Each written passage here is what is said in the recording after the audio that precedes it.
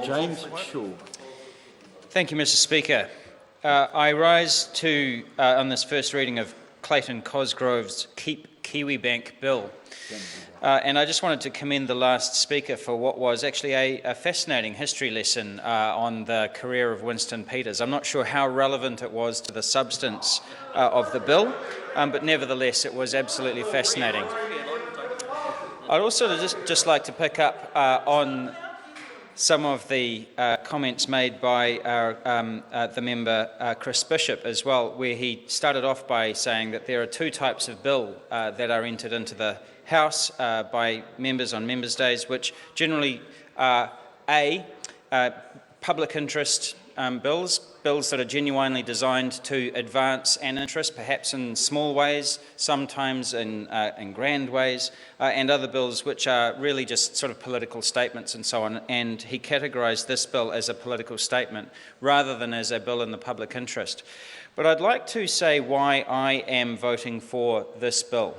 And that is because Kiwibank is an incredibly important strategic asset to New Zealand. In the darkest days of the great financial crisis, the main banks owned by other banks in Australia, the Australian-owned banks, repatriated most of their cash and stopped lending into the New Zealand market. And that threatened the ongoing existence of most of New Zealand's businesses, especially those small and medium enterprises that make up so much of our economy. Kiwibank, being a publicly owned bank, stepped into that void and continued to make loans particularly into the SME end of the market. And in fact, part of the reason why they're a successful bank in that today is because during that period of time when the Australian-owned banks had stopped lending into the New Zealand market, they significantly expanded their loan book, supported the New Zealand economy, supported all of those small and medium enterprises to keep going. And if they hadn't done that, New Zealand's version of the crisis would have been a great deal worse than it was. Our businesses were able to continue trading, they were able to have access to credit, they continued to operate and continued to buy and sell from each other and to each other throughout that period of time. And so the presence of Kiwibank in the New Zealand economy was absolutely critical during that financial crisis. And it is not inconceivable that such a crisis will happen again in the not too distant future.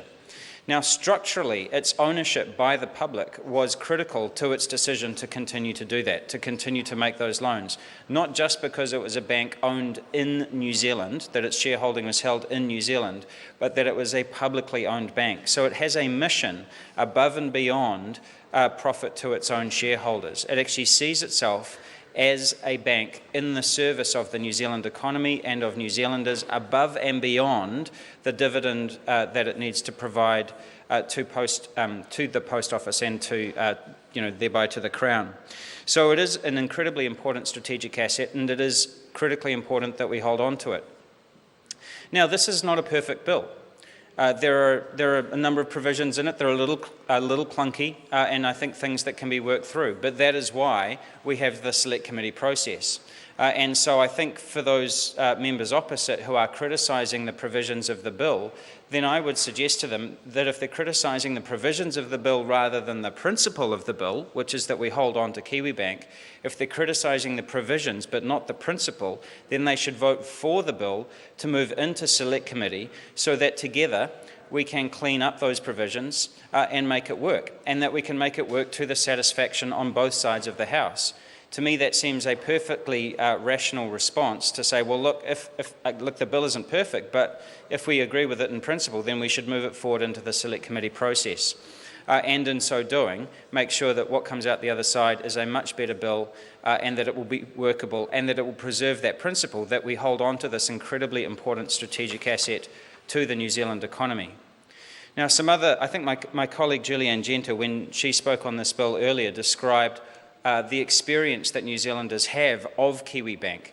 And so, I mean, I've spoken mostly about its strategic importance to the New Zealand economy, to our SME sector, and so on. But it is also a greatly loved institution in New Zealand, and I think that New Zealanders as a whole would want to make sure that it is retained in public hands, in the hands of New Zealand and in the government. And so with that, Mr. Speaker, I believe that we should keep Kiwibank, we should support this bill through to Select Committee, and the Green Party will be delighted to be voting for it to move to Select Committee. Thank you, Mr. Speaker.